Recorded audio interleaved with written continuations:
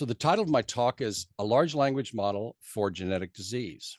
And the outline is DNA, the language of living things, OMIM, online Mendelian inheritance in man, sorting exons, AI, ML, LLMs, science visualization, bounding the problem, time to train an LLM, where we do a cost analysis of what an OMIM LLM would be, and then ask, what do we do then? In the year of my birth, Noam Chomsky came up with a hierarchy of languages, from the most general form of a language, which is recursively enumerable, to the most specific kind of a language like regular expression, recognition, and parsing. And each of these languages has certain degrees of freedom, from very restricted to context-free to context-sensitive and recursively enumerable. I want to propose to you that we can look at DNA as being like a language. It fits into the Chomsky definitions in different ways. We can view DNA at different levels of language sophistication. But for those of us who are interested in computer science, I want to propose sort of a strange inverted analogy. In traditional languages, but we would take our favorite high-level language, we'd compile it into assembly language. This was then assembled into machine code, which were the raw zeros and ones that constitute a stored program. As I was thinking about this the other day, I was thinking, life works the opposite of this, in that DNA is the machine code, which is then assembled into codons, which then expresses high-level language, which is a living creature. I just find that fascinating.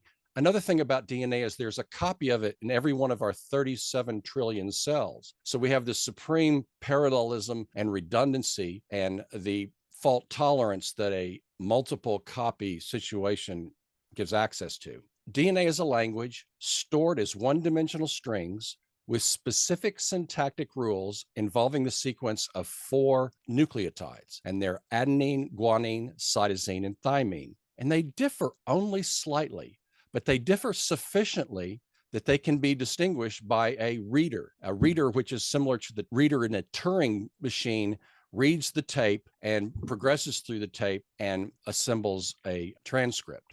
When DNA is read, there are helicases and gyrases that unwind the DNA. There are zinc finger enzymes which grasp the DNA and make the areas available for transcription. And we have this giant enzyme complex, which is recruited from all kinds of different proteins. And this Queen Mary size enzyme complex is the reader. And the interesting thing about DNA is it contains in it the code for this transcription machine. So this is a self-referential system. And so there are things that can upregulate the tendency of a gene to be transcribed or downregulate it. So there's an exquisite feedback mechanism built into this that determines which genes are transcribed under which conditions. And one of the very small proteins in this Queen Mary complex is a transcription factor, and it's like the part of a copying machine that makes sure that the copies maintain high fidelity, and it's called BRCA1, and we'll get to it in a second.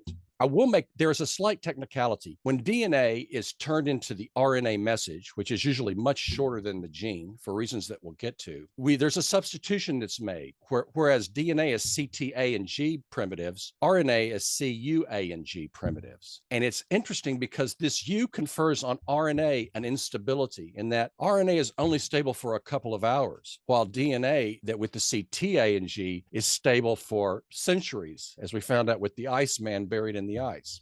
Now, this is the table that is used to convert the 3 RNA bases to a specific amino acid. And amino acids are the building blocks of proteins, which are the building blocks of enzymes, both structural and housekeeping chemical reaction enhancing enzymes. There's also start and stop codes in this table. So if you have U, and then a third U, we code for phenylalanine. And we can see by the color coding in this that several of these codes are redundant. And I find that very interesting from an evolutionary perspective, that there's a error correcting code built into the DNA so that if your trailing base is not the most significant figure, it's the leading base that's the most significant figure. And sometimes the trailing base doesn't matter very much because you're always, in the case of C and U, you're always going to get leucine no matter what. What's really interesting is that every one of those 3 address codes, if you will, those 3 RNA bases, each one of those codes for a very specific amino acid. And amino acids are the business end of life because they chained together along this peptide bond to form functional groups. You have this string-to-string translation of DNA to RNA, and then you have a string-to-string translation of RNA to amino acids, shown here. And each letter in this 20-letter lexicon of amino acids constitutes a very specific functional capability that enables certain types of things to occur.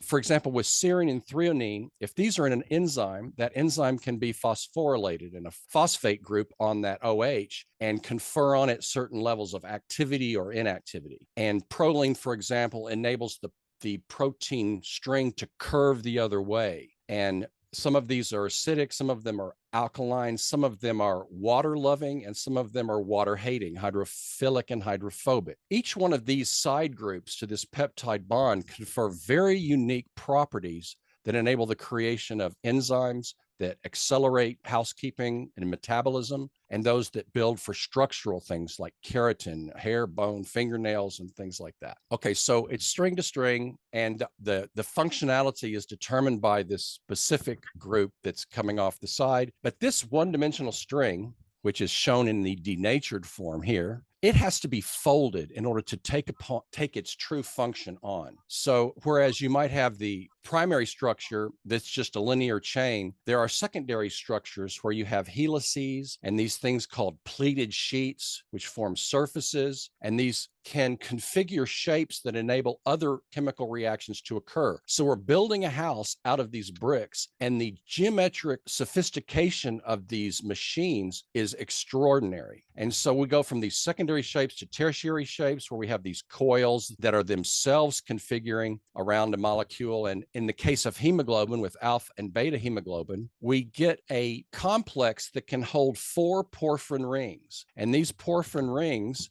have at their center an iron molecule, and this iron molecule can take in oxygen and it can release carbon dioxide. And that's how respiration occurs, is through the transport of oxygen through the circulatory system. So let's do a timeline. It's been 71 years since Watson and Crick discovered DNA, along with the nice lady who they stole the X-ray photographs from. It's been 35 years since Collins sequenced cystic fibrosis transport regulator, which is the heart of the cystic fibrosis gene. It's interesting we don't have a cure for CF yet.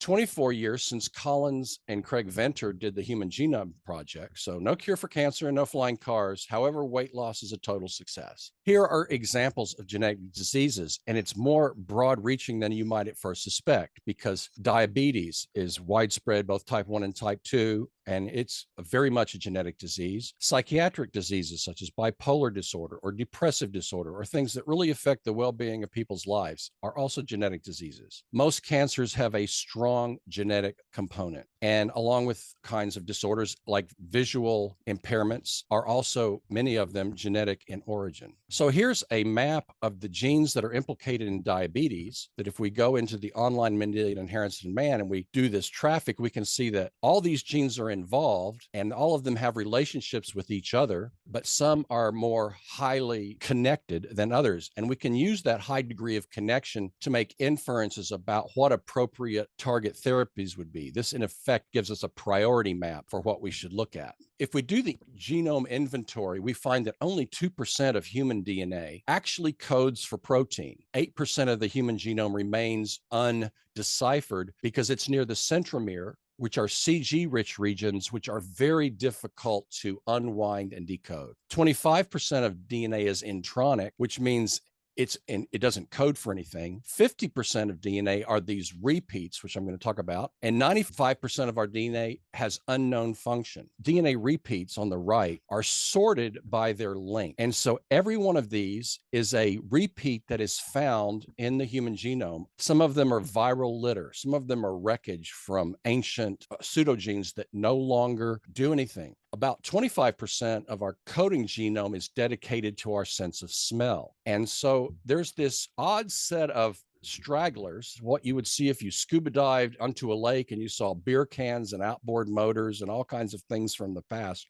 Relics from the past are buried in our DNA. Okay, so I'm going to do a quick jump out to sorting DNA, and I'm going to look at BRCA1. Okay, so here's the BRCA1 gene, which is a key player in both prostate and breast cancer. Now, this is just the raw genetic code. Each CTA and G are just color coded. We can sort these into coding and non-coding regions. So as I mouse over this, it sorts. Only that top bit codes for the 4 proteins that the BRCA1 gene codes for. Then there's these repeats, and then you can see the viral litter. You can see frame shifted mutations, deletion mutations, all in this next center core. This is really interesting because if you delete one base in DNA, that creates something called a frame shift error. And it's as though you had a corpus of text and without spaces, and you deleted a letter, and you told somebody to go read the story, but one letter has been deleted and you don't know what it is. So all the things that form words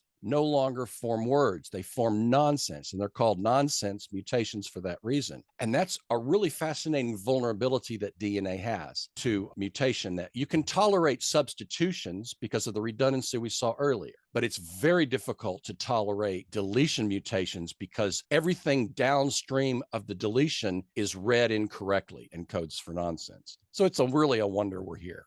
Now, if we go to OMIM, and we say, show me the genes that are implicated in breast cancer, it will produce quite a large list of the genes and also gives us the category that those genes belong to, like DNA repair or mouse memory integration site. There are also oncogenes, and you'll hear things like tumor suppressors and oncogenes. Tumor suppressors are like DNA checkpoints, and oncogenes are like it's like the accelerator and the brake pedal in a car, that oncogenes and tumor suppressor genes. Then you have transcription factors, like that little chunk of BRCA1 was one little assembly on the side of the Queen Mary complex. And if that's corrupted, there's a higher error rate in the transcription of DNA to RNA, which means you produce RNAs that aren't doing what they should. There are also cell cycle checkpoint regulators. There's quality control in DNA with things like P53 that make sure that if a cell has advanced to a part of the cycle and its DNA is not in order, then the cell can self-destruct, Mission Impossible style. There are growth factors, which are similar to hormones.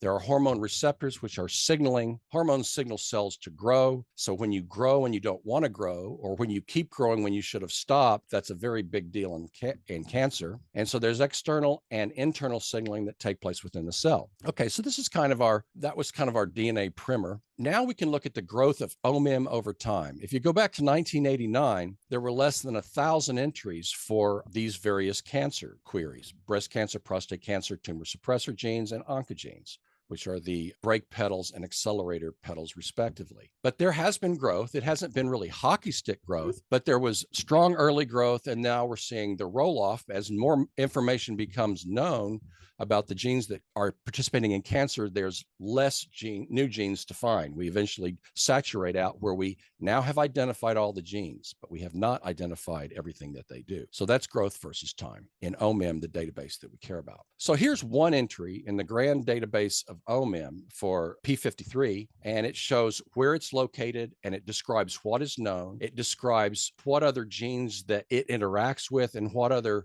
processes within the cell are implicated in what that TP53 checkpoint regulator does. So that's pretty cool, because this is mechanical information, micromachine information, as Feynman would have said, and it is phenotypical information. It says, here's what happens when we express this gene as opposed to when we just look at its code. So this OMIM browser links to a University of California at Santa Clara tool that is a clearinghouse for everything that's known. You can actually browse the entire genome if you have the time, and you can look at what other species are similar for rhesus, monkey or mouse, dog, elephant, chicken. And you can see, if you align these sequences, how similar or different they are. And this is really handy for understanding functionality. In OMIM, these specific sequences in dark green are understood to be disease causing. So if you are scrolling along the genome and you see this dark green, you know that's a genetic hotspot that requires special attention and understanding so that we can treat the disease, or with gene therapy, potentially arrest it entirely. So let's talk about now these recent changes in AI, ML, and large language models. So taking stock in time, We have 60 years from Frank Rosenblatt to the transformer architecture that Google gave us in 2017. In 1957, Rosenblatt ran on his IBM 704 the first perceptron artificial neural network. 12 years later, Marvin Minsky at MIT assailed Rosenblatt on the inadequacy of these perceptrons to do anything in a book about computational geometry. And in 1970, Martin Minsky was awarded the AM Turing Award. So that was a big accolade for him. A year later, Rosenblatt dies in a boating accident. And then 2017, autotransformers come along. The interesting thing here is I consider one of the great scientific faux pas of my lifetime. And that is because Marvin Minsky failed to consider a 2-neuron solution, he completely missed the XOR gate being solved by a neural network. It turns out that you can simulate and, or, and not gates with 1 neuron, but XOR gates require 2. And Minsky didn't examine the case of the 2 neurons, or we wouldn't have had the 48-year-long AI winter where funding dried up, interest waned, and people basically stopped looking at this very important area, which is really sad. ChatGPT, an interface on the GPT transformer, revolutionizes everything by giving people a friendly access to a question and answer style of chat with this all-knowing bot. And that occurs in November 2022, but most people, including myself, didn't really get on board with that until December of that year and January of 2023. In March 2023, all hell breaks loose with ChatGPT 4, and that expansion and explosion in opportunity and capability is continuing with ChatGPT 4 lowercase o that was released this month. And I've been using it all month. So for me, it's like, okay, that's just what we do now.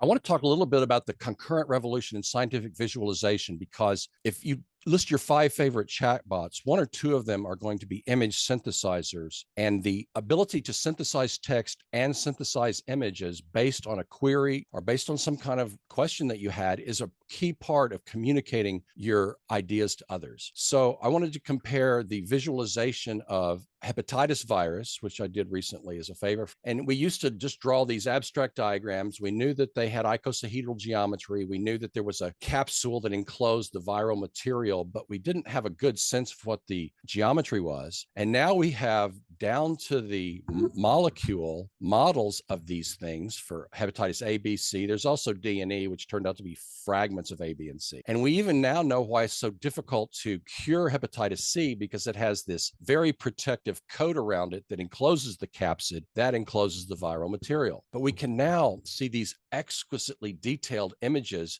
that show down to the chemistry, what's going on, down to the periodic table, down to the bare metal. Now, we want LLMs to be able to do this. But if we asked ChatGPT-4, hey, show me the gene pathway of the PTEN gene for cancer, we get this kind of funny picture. It does show this bilayer lipid membrane, shows these fragments of knowledge that aren't quite, not only is the spelling wrong, but it's like this is its fuzzy idea of what's going on. And this fuzzy idea isn't super useful yet, but it's probably better than nothing. I was very excited when I asked the same question for the HER2/neu gene pathway of ChatGPT-4 lowercase o, and it actually gave me the pathway of the players were in the biochemical pathway that leads to the problems with HER2/2 autodimerizing and causing unwanted growth. And so that even though this is a much less vivid and a much less artistic and rich picture, tracing down the mechanics makes this actually a much more useful picture because it's higher in accuracy. And so if we ask for the same artistic rendering by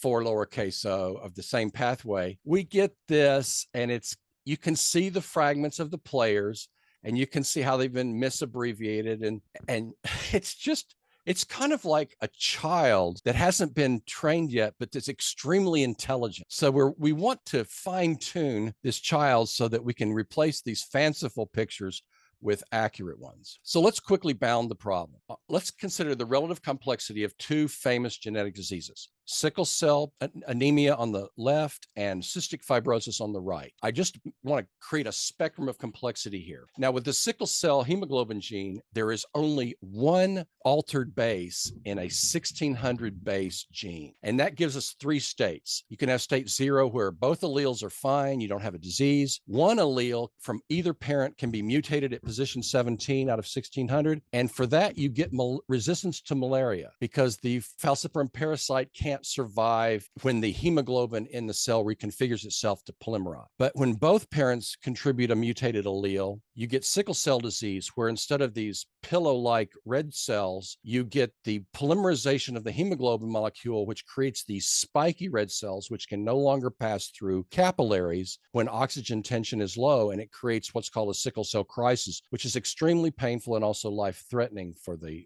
carrier. So here we have this case where one bad apple just confers survival on you, but two bad apples confers death on you. And I find that kind of sad. And the best is to not have the disease at all. But if you evolved in sub-Saharan Africa, not having the mutation could also potentially harm you. On the other hand, we have the cystic fibrosis transport regulator, and it's 189,000 base pairs. It's really a big protein assembly. And there are 1,700 known mutations that lead to the condition that we cause cystic fibrosis. And these 1,700 known mutations can be categorized into 6 classes. In one, the synthesis halts, so you don't get the CFTR at all. In another, it's misfolded, and when the protein's misfolded, it's degraded by the cell, so you don't get the transport regulator in your lung to keep your membranes safe. In the third, the CFTR reaches the cell surface, but it's defective in its function of regulatory function. In the fourth, it reaches the cell surface, but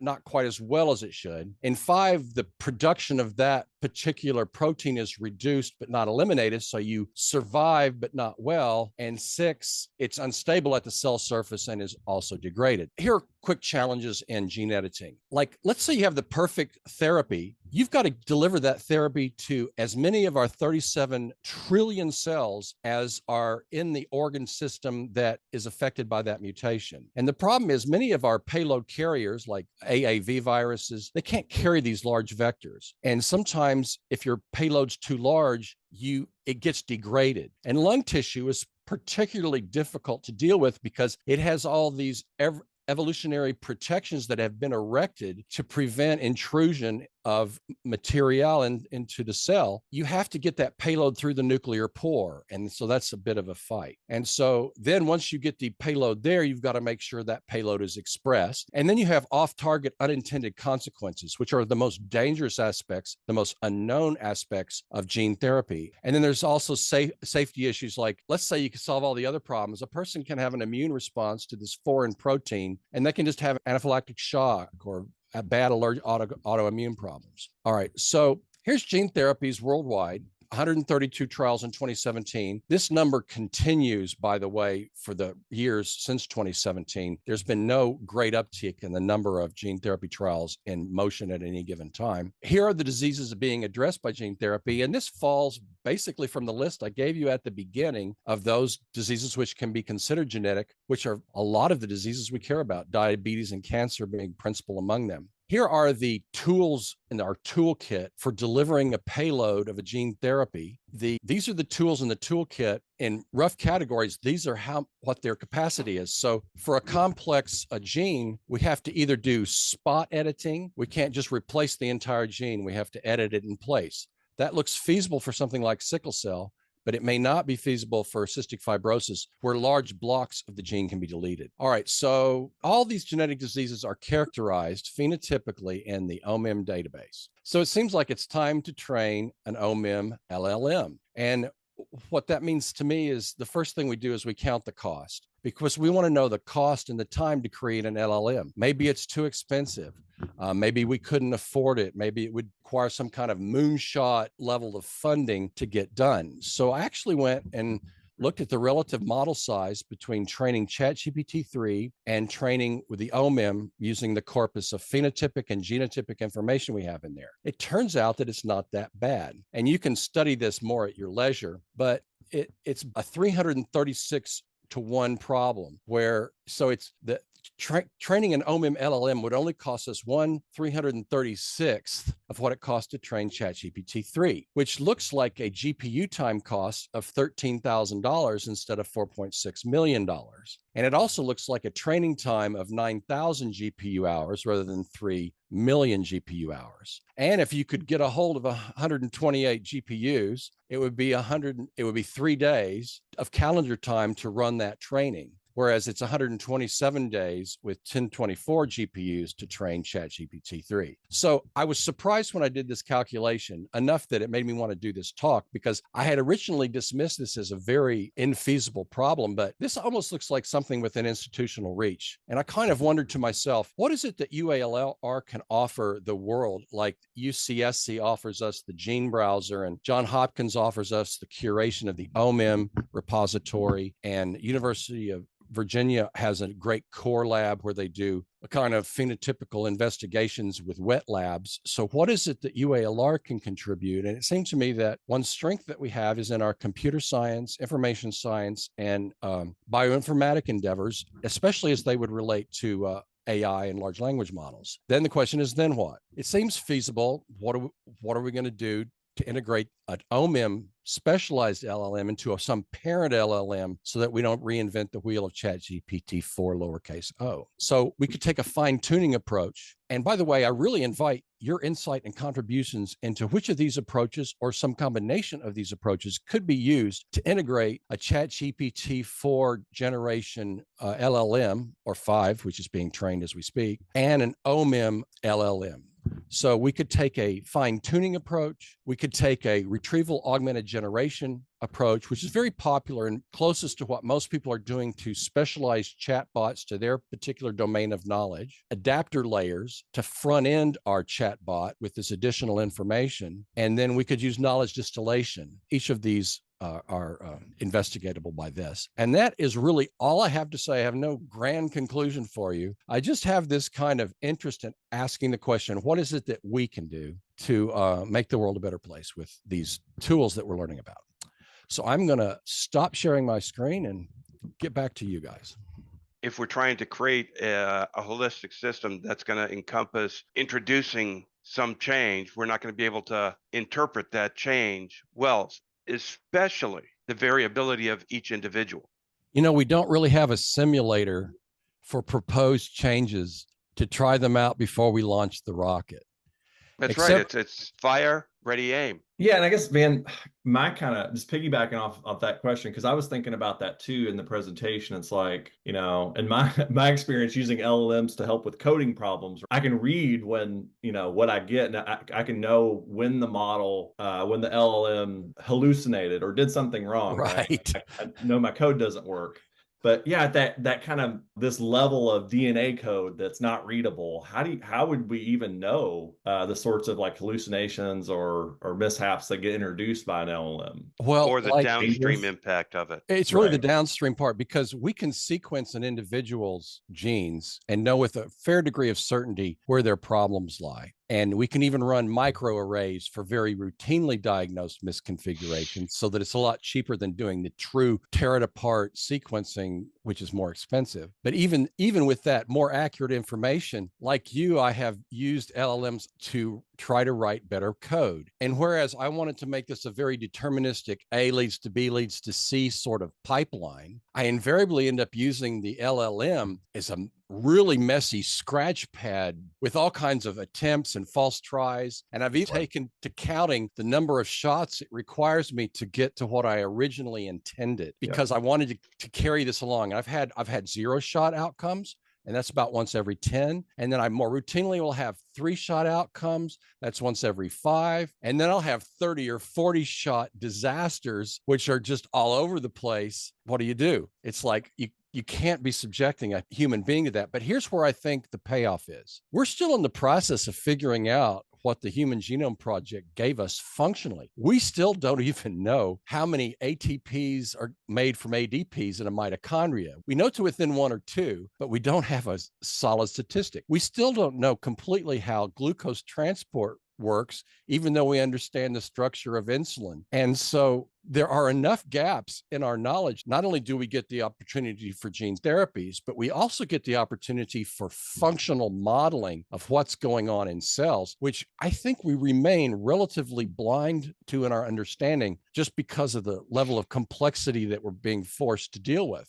So if you had an OMIM LLM, you could say, show me all the genes that are associated with breast cancer, show me the functional relationships, and describe to me each of the functional binding relationships, timing relationships, expression relationships, that are in force, because there might be some low-hanging fruit where you don't go in and change the gene, but you have a more effective therapy because you know what you're trying to interdict with an RNA or this or that.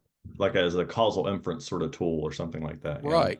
And it was we all took RNAs, bare metal RNAs for COVID just to get through that. We have attempted this, and there may be lower consequence ways to sneak up into this kind of approach. But I think if we did the Boehringer-Mannheim biochemical pathways with the complete level of knowledge that's buried in OMIM, we would have palpable advance in our visualization of what's going on mechanically in the cells, in the cell world. Yeah, it's pretty nuts and bolts, but if I remember, it was 13K GPU time to build the model. If one were going to write a proposal to get that done, what's your guess as to how much it would be? I have given absolutely zero thought to that, because in a way it's like Pawn Stars. The guy seems to be like an expert in everything, but when he's having a baseball card appraised, he calls in his expert. There are experts among us, and I'm looking at 4 or 5 that have forgotten more than I know. Don't get me wrong. I can cobble together a proposal, and I can do cost estimation, and I can do time and human resource things. I'm not as good at it as I am in trying to sling AI code to solve problems. I'm not anxious that we could actually obtain the GPU resources either gratis by piggybacking on non-prime time efforts or by several people having Google Colab accounts. I made fantastic use of resources at very low cost during my PhD dissertation time, where I ramped up from free Colab to $10 a month Colab to, in my peak, $60 a month Colab during the time when I was at the most compute intensive phase. And then I ramped back out as I finished up. So if you had a team of people doing that, I think the GPU time issues within reach, provided the problem could be factored into that. There are some secret parts of the reinforcement learning that was used to train ChatGPT. So we have a little bit of a problem that if we wanted to do a really good job, we would want to take a ChatGPT-like approach.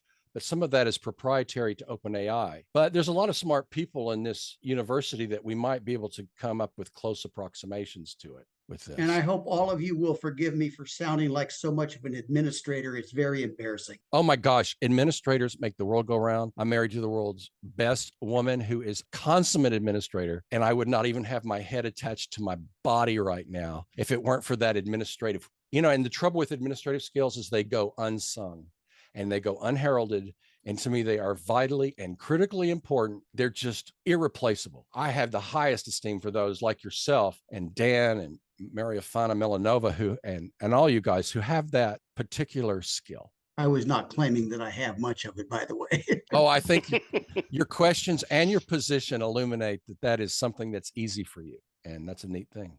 I put one in the chat for you, Van. Oh, okay. Oh my gosh, what kind of unintended consequences do you anticipate? I have a vivid imagination. And so do I. That's why I asked to follow. And so I see this. The first thing that needs to be done is a small film needs to be made that's a Walking Dead horror movie user manual for what you don't do when you're trying to. I think there's as much administrative skill involved in unfolding a technology like this so that you don't end up with a genie that got out of the bottle. I don't think in terms of hackers, but I've taken network security, okay? And I'm grateful for having been required to do that because it enriched my life and protected my computer even more. There are people that are experts in wreaking havoc. Are we like the scientists in the 1940s who were saying, I think if I could get a cube of plutonium more than 10 centimeters on a side, that pup just might go critical on me. And then, of course, the criticality accidents that followed showed that indeed that could occur. Yeah, the demon core. The demon core. And so I'm reminded of those marbles that were tossed in the plutonium barrel and the uranium-235 barrel. It's like, okay, we got enough of this type. We got enough of this type. And who's going to get there first, Fat Boy or Little John or whatever the names of the two bombs were? I'm really not going there. I'm going from the point of view of I've had 5 people in my immediate family that have had cancer. 4 of them have died of it. 2 of my parents died of it, but they got to live a long and fruitful life. So I'm grateful for that. Nonetheless, it has been underscored to me that genetic diseases are things that if we got effective treatments, the number of people that could be benefited is very large. So I feel that we have a responsibility to forge on, even though we understand with trepidation the potential downsides. We've got OMIM is lying out there for everyone to see. A friend yesterday wanted me to teach them to use AI. I said, I'm going to get you going. He goes, I don't want to have to register and give my name and email address because then they can find me. And I said, that's the contract we make. We register like we do with amateur radio or being a pilot, because if you're in a position to wreak a lot of havoc, you need to be in a position to be accountable for it and have an audit trail of your activities. Those kinds of mechanisms are things we need to think about. One more follow up on that. Do you worry about like misalignment of the model itself, though, playing with kind of things we don't completely understand? After all, I asked about the second part of my question, if you think it could release endogenous retroviruses from our own genome, or ghosts in the shell, so to speak, or do you think that's maybe unfounded? I've been in a limited amount of extreme athletics in my life, and there are genes buried in us that only come out under situations of extremely high stress, like you see with the people on Survivor, or you see people who run ultra marathons, not just marathons. There's stuff already buried in there that's pretty amazing, but you have to really dig so deep to get it out that our current cushy lifestyles tend not to extract it from us. But I like to think that those genes of technological achievement can be brought out by us trying really, really hard to understand these things. I feel like if you understand things sufficiently clearly, you also understand the areas of high risk versus the areas of low risk. So you can't do risk assessment until you understand the mechanism. Like with aircraft, there are places in aircraft that can be broken. It's no problem. They just hang a tag on it and they take off. There are other places that the conscientious pilot will not take off and will leave passengers sitting on the tarmac because he knows over the Atlantic or Pacific, it could be a life-changing problem. Appreciate it. So 2 follow-up items. One, there's been very few technological advances that haven't been able to be weaponized. So there's no doubt in my mind, whatever gets developed will find a use, sometimes not for the better. Second item, you said a movie needs to be made about these genetic mutations. Watch I Am Legend, where they tried to genetically re-engineer the measles virus to cure cancer. I mean, and as you alluded to, well, that's a little close. That's a little close to home, Ernest. That's like an outbreak with Dustin Hoffman. Outbreak with Dustin Hoffman, where they already, but that was a weaponization. My concern here is we don't know everything that's going on within the genome. We say this is a dark area that really has no function. Well, we don't know what we don't know. May have a function. Second order ignorance. Right. It may have a function. We go in, we make some changes, and all of a sudden we barely understand the brain, which is just one organ. We're living in the Civil War period of illnesses of the brain and mind. Consider in the 1860s, Civil War doctors didn't have anesthesia. They didn't have sterile field medicine. They didn't have antibiotics. Gosh, those 3 little things made a big difference, didn't they? From having a pile of limbs that had been sawn off because somebody got shot in the leg to somebody hobbling off on a crutch and getting better because they had penicillin. I really value the opinions of people who do say that they're scared to death of what happens if AI gets out of the bottle. Well, it's out of the bottle. What are we going to do with it? Let's do good things with it. What happens if our understanding of the genome increases exponentially? Well, that's just what we do. We want to facilitate the positive side of that. We're going to learn eventually. It's going to happen. It's going to happen whether we like. I'll get you in a sec, Jordan. I just remember Oppenheimer. He had to solve the problem. He had to solve the problem. He was driven to solve the problem. He solved the problem, and the first thing that happened after he solved the problem was he's holding his hands over his ears because of the screams of the people. And when he goes to Truman and says, this hydrogen bomb direction is bad, let's not do Teller's work, it's going to lead to even worse things than we saw in Hiroshima. And Truman says, get that sissy out of my office. I never want to talk to him again. And it's like, oh, whoa, that's the thrust curve when intellect hits power mongering. Oh, I just wanted to mention, I recently saw there was a report put out by OpenAI where they did kind of a red teaming exercise, and they gave bio researchers who are familiar with all kinds of wet lab procedures access to ChatGPT and said, does this make it easier for you to make bioweapons? They basically showed there was a slight increase in the effectiveness of it, but the report was more concerning to me because it mentioned the risk of these internet connected wet labs where people are able to formulate things remotely. That was kind of the most interesting part of that report. Could you please get the link to that and put it in the chat when you get a chance? Absolutely. Yeah. That's a fantastic. But I agree with a lot of what you're saying, Van. Like there's a quote that's, if it can't be used for evil, it's not a superpower. Like it's this kind of idea that like there's an inherent risk. That's bad. Yeah, What good is it? there's an inherent risk that comes with a lot of this. And I mean, if people wanted to abuse that technology, as we've seen, it costs $13,000. So it's this kind of thing where it's just the cost associated with people being able to abuse the kind of technology are very low. That's one of the things that concerns me. I'm more concerned about bad actors using it in that way than an actual like misalignment. You used a phrase that really resonated with me, and that is red teaming. And that is because like my career was born in the JPL war game laboratory, where war games were the thing that we were responsible for getting out of our section. And Jim Blinn was in our section, and he didn't like war, and he just wanted to do the mathematical universe and take us voyage to Mimas and the outer planets. And that was really where I felt. I just wanted to visualize mathematics, but I was stuck in this war game area, and eventually got recruited to work on SDI, which I did on the condition that all my work would be used for defensive purposes only. Good luck with that. But by and large, we convinced the Soviet Union it would be too expensive to try to defeat our SDI, and